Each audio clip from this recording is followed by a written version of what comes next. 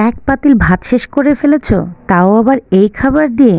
ও মা গো মা, এ তো আমি বাবার জন্মও শুনিনি। আসসালামু আলাইকুম, welcome to my page Rukhsana খেতে স্বাগতম। আজকে আপনারা দেখেই বুঝতে পেরেছেন কি আজকে রান্না করে দেখাবো। এটা হচ্ছে কলার মোচা। এটা যে এত মজা হয় কি বলবো আর কি। যাই হোক, কলার মোচাটা পরিষ্কার করে ধুয়ে আমি এটাকে সিদ্ধ করে নিয়েছি। আর হচ্ছে এটাকে ভালো করে আমি পাটায় বেটে নিচ্ছি।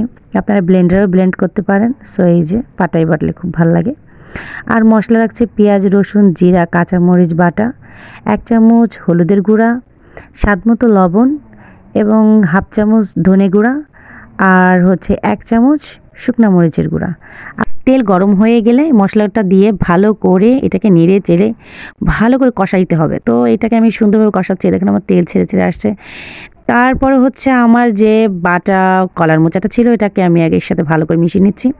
এটাকে একটু পরপর ভালো করে কষাতে হবে, না কষালে কিন্তু এই নিচে লেগে যাবে, লেগে গেলে হবে না। সো এটা কিন্তু হাতের ব্যায়াম করতে হবে, হাত মজবুত করে রাখতে হবে, কারণ একটু পরপর নাড়াচাড়া নাড়াচাড়া নাড়াচাড়া দিতে হবে। এটাকে যত ভালো ভাজা হবে তত খেতে মজা হবে।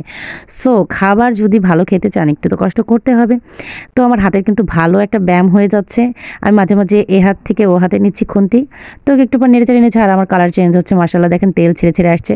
ফাইনালি আমার মোচাটা হয়ে গিয়েছে। এই দেখেন এটা যে কি মজা হয়েছে ভাতের সাথে খেয়ে, মানে আপনাদের দেখাইতে পারেন, ভাতের সাথে অনেক অনেক অনেক মজা লাগে। ইচ্ছা করলে আপনারা রুটি পরোটার সাথেও খেতে পারেন। যাই হোক, আল্লাহ হাফেজ।